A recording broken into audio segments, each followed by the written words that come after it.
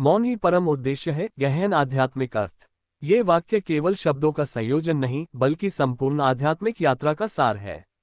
जब कहा जाता है कि मौन ही परम उद्देश्य है, तो इसका अर्थ बाहरी चुप्पी से नहीं बल्कि उस आंतरिक निस्तब्धता से है जहां मन की सभी तरंगें शांत हो जाती हैं। ये वही मौन है जिसकी ओर संकेत हमें अष्टावक्र गीता और भगवद गीता जैसे ग्रंथों में मिलता है। मौन क्या है? सामान्यतः हम मौन को बोलना बंद कर देना समझते हैं, परंतु वास्तविक मौन वह है जहां विचारों का कोलाहल रुक जाता है। मन निरंतर बोलता रहता है, चाहे हम बाहर से चुप हों। इच्छाएं, स्मृतियां, कल्पनाएं, भय, ये सब मन के शब्द हैं। जब यह आंतरिक शोर थमता है, तब जो शेष बचता है वही सच्चा मौन है। यह मौन किसी प्रयास से नहीं आता बल्कि समझ से आता है। जैसे ही हम देखते हैं कि मन की गतिविधियां हमें बांध रही हैं, उनमें उलझने के बजाय साक्षी बनते हैं, मौन स्वतः प्रकट होने लगता है। 2. मौन और आत्मबोध। आध्यात्मिक परंपरा कहती है कि सत्य शब्दों में नहीं समा सकता। शब्द सीमित हैं, सत्य असीम है। इसलिए ज्ञानी व्यक्ति अंततः मौन को ही अपना आश्रय बनाता है। अष्टावक्र की शिक्षा में स्पष्ट है कि आत्मा सदा शुद्ध, शांत और निष्क्रिय है। जब मन की पहचान टूटती है, तब आत्मा का मौन प्रकट होता है। यह मौन किसी साधना का परिणाम नहीं बल्कि हमारी वास्तविक प्रकृति है। 3. मौन और अहंकार का विसर्जन। अहंकार शब्दों से बना है, मैं ये हूं, मैं ऐसा हूं, मुझे ये चाहिए। जैसे ही मौन गहराता है, ये सभी पहचानें ढीली पड़ने लगती हैं।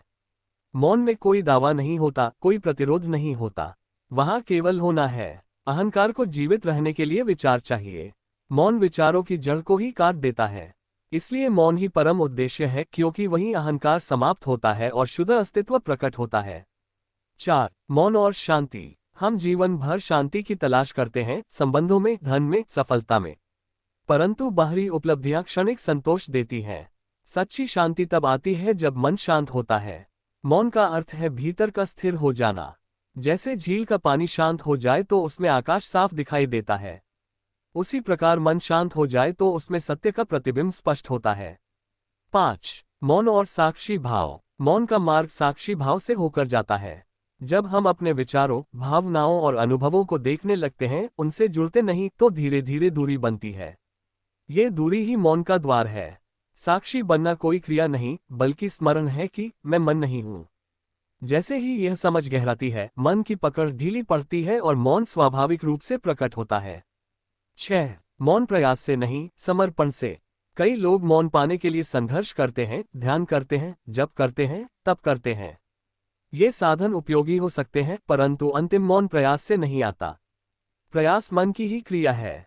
जब हम देख लेते हैं कि प्रयास भी एक हलचल है, तब एक सहज समर्पण होता है। उसी समर्पण में मौन उतरता है। वह मौन किसी उपलब्धि जैसा नहीं लगता बल्कि घर लौटने जैसा अनुभव होता है। 7. मौन और प्रेम। मौन केवल शांति ही नहीं, प्रेम भी लाता है। जब मन शांत होता है, तब व्यक्ति दूसरों को अपने विस्तार की तरह देखता है। वहां प्रतिस्पर्धा नहीं, तुलना नहीं, केवल करुणा और सहजता होती है। मौन में संबंध गहरे होते हैं क्योंकि वहां शब्दों की दीवार नहीं होती। 2 मौन व्यक्ति बिना बोले भी एक दूसरे को समझ सकते हैं। 8. मौन ही परम उद्देश्य क्यों? परम उद्देश्य का अर्थ है अंतिम लक्ष्य। जीवन में हम अनेक लक्ष्य बनाते हैं, धन, प्रतिष्ठा, ज्ञान, परंतु ये सब साधन हैं, अंतिम नहीं। मौन अंतिम है क्योंकि वहां कुछ पाने की आवश्यकता नहीं बचती। वहां चाह समाप्त हो जाती है। जहां चाह नहीं, वहीं पूर्णता है। मौन में व्यक्ति समझता है कि वह पहले से ही पूर्ण है। खोज समाप्त हो जाती है। यही मुक्ति है। 9. मौन का अनुभव कैसा होता है? मौन का अनुभव शब्दों में बताना कठिन है, फिर भी कहा जा सकता है। भीतर हल्कापन, किसी बात का बोझ नहीं, भविष्य की चिंता नहीं, अतीत का पछतावा नहीं, वर्तमान में पूर्ण विश्राम। यह कोई नशा नहीं बल्कि पूर्ण जागरूकता है। आंखें खुली रहती हैं पर भीतर कोई हलचल नहीं। 10. मौन को जीवन में कैसे लाएं?